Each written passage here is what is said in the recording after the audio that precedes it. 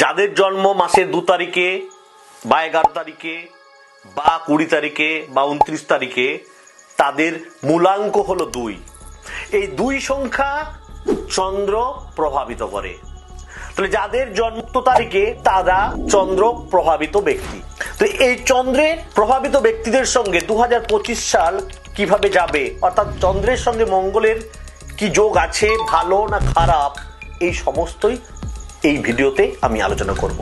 তো ভিডিওতে আসার আগে আপনারা অবশ্যই আমার অ্যাস্ট্রো সায়েন্স চ্যানেলটিকে সাবস্ক্রাইব করুন আর পাশে থাকা বেল আইকনটি ক্লিক করে আমার পাশে থেকে ভিডিওগুলো দেখার সুযোগ করে নিন। চন্দ্র হলো জলজ গ্রহ, তাই আমরা যদি একটা পাত্রে যদি জলকে রাখি তাহলে জলের একটা নির্দিষ্ট আকার হবে, কিন্তু জলটা যদি আমরা মাটিতে ফেলে দিই তাহলে জলের কোনো আকার আছে কি?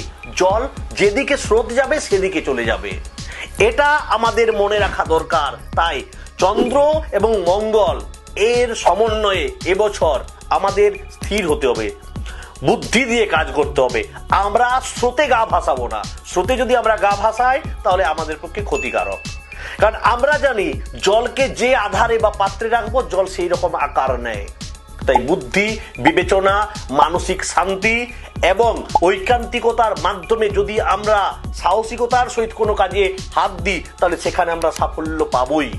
চন্দ্রকে যাদের জন্ম উক্ত তারিখে তাদের প্রতিকার রূপে তাদের কি করতে হবে না, প্রতি সোমবার তারা শিবের মাথায় জল অর্পণ করুন, দুধ দেবেন আর বেলপাতা দিবেন, আর দেখুন আপনার এবছরটি কেমন ভাবে কাটে। ভালো থাকুন, সুস্থ থাকুন।